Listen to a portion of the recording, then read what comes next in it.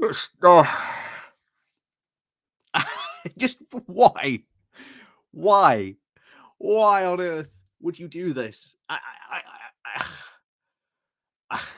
I'm at a loss for words because ever since Rishi Sunak came in as Prime Minister, we have heard and even seen there has been a actual progress when it comes to the talks in and around sort of the Brexit protocol, in and around obviously the protocol with Northern Ireland, the Brexit trade agreement between the UK and the EU.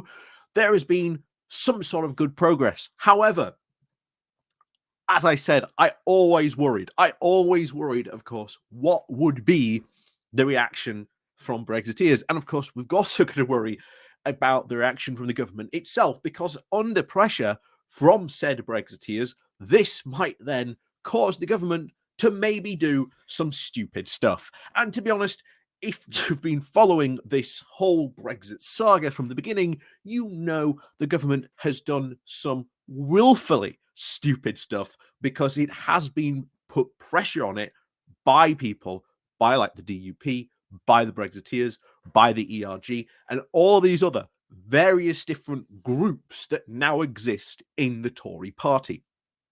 And I generally can't believe this has happened sort of in real time, where we had James Cleverly come out and say, oh yes, we've got these fantastic data sharing agreements.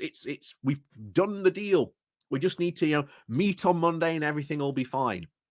And then immediately, 7 hours, in fact, after I saw that at first news article of this breakthrough in regards to the protocol, what then happens?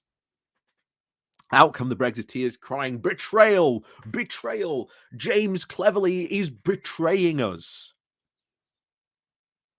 And now, according to this, we get this because it looks like, as we'll go through the article, and bear in mind, at this time, I cannot be sure really who is telling the truth. Either Sinn Féin and the SDLP were basically snubbed from this meeting, or they themselves decided not to turn up.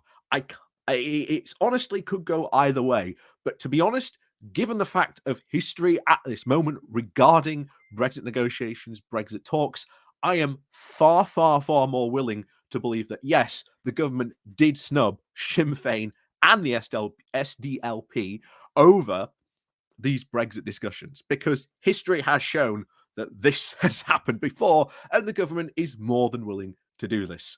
And this is also quite funny because let's say this was the first time this had happened. Like let's say this is the first time it's ever happened.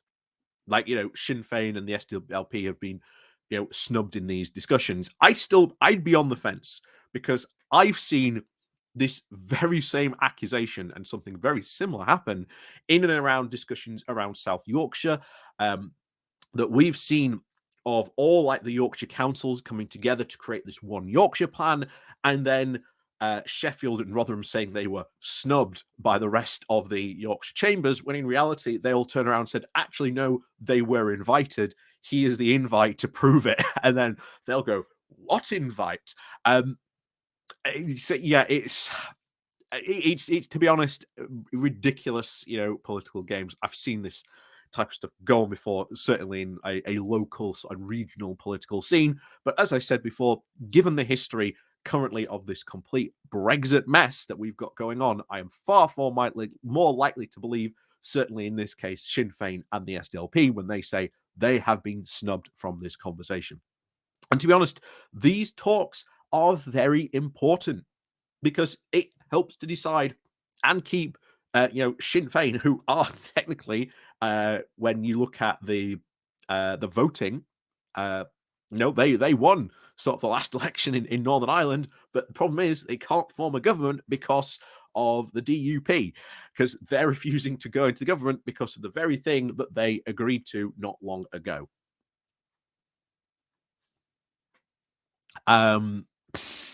Just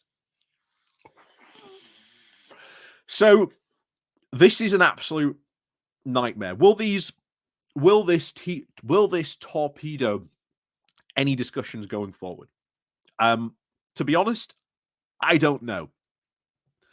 But Monday, we will see. It will all depend, I suppose, what happens on Monday, because Cleverly is meeting with Marcus Sovak on Monday to have more discussions to sort out some of the more, nitty-gritty technical stuff. That's always really been sort of the conversations that needs to be had. This sort of highly technocratic, bits and pieces. It's nothing really big that needs to be discussed. It's just tiny bits and pieces. But in order to be able to accomplish that, you need to be able to have these discussions. So, in a way that this seems to be going in the direction, that is good. What worries me, of course, is stuff like this, where we have, like I say, both Sinn Féin and the SDLP coming out and saying, we've been snubbed from these conversations.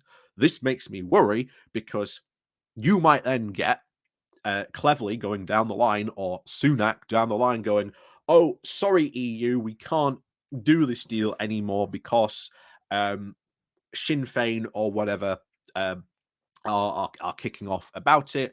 And of course, they use this action, the fact that they, quote, didn't turn up to the meeting, as justification to completely torpedo the deal, primarily because the Brexiteers in their own party have decided to put pressure on the government because they do not want this deal to be done. That is what worries me about this so much. And unfortunately, this really, really is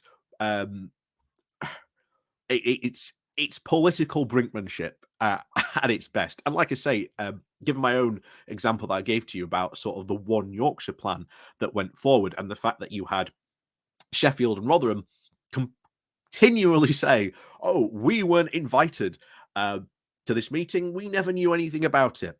When you've got all the rest of the councils meeting constantly, having these discussions, saying, no, look, Sheffield and Rotherham were included, they were invited, they just haven't turned up. And yeah, of course, what happened to the one Yorkshire plan? Well, it never happened, unfortunately. We can only hope that, of course, these discussions do go successfully on Monday, because if they do, this will be very, very much a big breakthrough, and certainly help to solve some of the problems that we are seeing in and around the Northern Ireland Protocol. Like I say, it is far from perfect. Even the EU says the Northern Ireland Protocol is far from perfect, but that doesn't mean that these problems cannot be solved, because they can only be solved by sitting down and negotiating. And the Brexiteers, as we've seen this week, have constantly said that what James Cleverly doing is basically capitulating to the EU. How dare he capitulate to the EU? Because what have we said for the longest time whenever it's come to anything like this? Any negotiations seen by the Brexiteers will be seen as a capitulation act and an act of betrayal, which they cannot countenance. But of course, Sunak has recognized from the moment he came in, if he wants to sort out the economy, he has to do deals with the EU. He has to make sure that trade between the UK and the EU does flow. Otherwise, he's going to have far, far bigger economic problems down the road, which he does not want to really address, because it will open massively that Pandora's box of Brexit and, of course, trade, which they would love. Of course, the Brexiteers would love to sort of talk about in their fantasy way, but of course, I think Sunak, from what we've seen, is at least more of a realist and understands that no, we can't afford to have this argument and conversation break out and potentially risk a trade war, which is what the Brexiteers would love to have. It's one that they would lose, because, in a trade war, the biggest market always wins. And of course, who's got the biggest market? Well, that would be the EU. So I worry certainly the direction this will come. I hope, to be honest, this doesn't end up derailing the talks in any way whatsoever. Like I say, I have said in this regard, I think that this is the government playing games here. I don't think in this case it's Sinn Féin and the SDLP playing games. I definitely think it's the government, because again, our, shall we say, current government in this regard has a bit of history when it comes to pulling stuff like this. And in these conversations, it is actually very important that, you know, the leaders of these parties are involved in this, because that's primarily what the power sharing agreement is all about. So hopefully these conversations will continue, and we'll see what happens on Monday in regards to these talks. Hopefully they will progress, and hopefully there's you know, fingers crossed, of course. Hopefully there is no further interference. But of course, the Brexiteers are already winding themselves up to cry betrayal over these talks. So, as always, guys, like I say, thank you very much for watching. Please do remember to hit that like, share, and subscribe button. And of course, down below, there are links to my Patreon page and a foundation link called Buy Me Coffee, where you can help buy me coffee. And of course, there's the YouTube thank you button. And of course, the Pony Club you can join as well below. So, as always, thank you very much for watching. And of course, we'll see you all next time.